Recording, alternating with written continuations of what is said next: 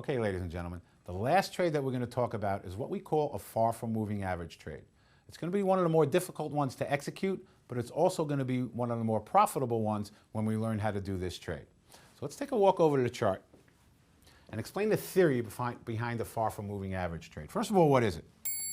When a stock, and if we look up right up here at our 9 EMA, price of that stock is 109.85. Within 5 minutes, this stock went down to 104.50. It's almost $5 away from that moving average. That is the first thing we look for. We want a stock to be at least $1.50 away from the closest moving average. But here is when we're going to start using our relative strength, as we talked about in an earlier lesson. We are looking for a relative strength index of less than 20 when we start to look for a far from moving average trade. So two criteria. One, the stock is at least $1.50 away from the closest moving average. And two, we have a relative strength index below 20. This is alerting us that the stock is going to tell us that there's going to be a reversal in the stock. So let's talk about how we actually execute this trade. When we have our two criteria that have been met, number one, the stock is at least $1.50 away from the moving average. In this case, we are $4 away. Perfect. Number two, our relative strength index is below 80, below 20. In this case, our relative strength index is about 16. This is telling us that there's going to be a change in this stock. So how do we execute this trade? This second, and I mean this second, we see this green bar form. We want to buy this stock with a market order. And we cannot hesitate on this trade. You need to push the button immediately on a far from moving average trade. And I'll explain to you why.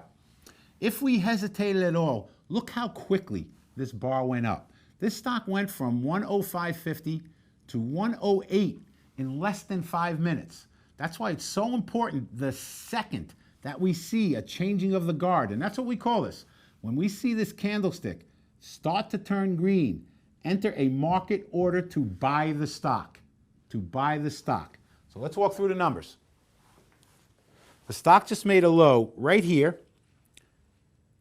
at that point of 105. We see this green bar. The stock went up to about 105.30.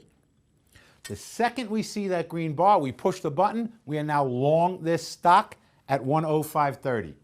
Very simply, our stop order in this trade goes at the low sale of the previous bar, which was 105. We are risking 30 cents on this trade. If this stock turns around and goes right back down, it's not a far from moving average trade. The relative strength is not correct at that moment, but 90% of the time when you see this trade is going to work, and it's going to work very quickly. So our profit target in this stock is $1. We look to make between 25 cents and $1 on every single trade that we make.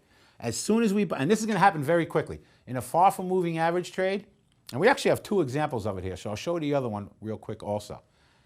I'm going to say within a minute of finding a far from moving average trade, it's going to work or it's not. 90% of the time, if you execute this trade properly, it's going to be a profitable trade.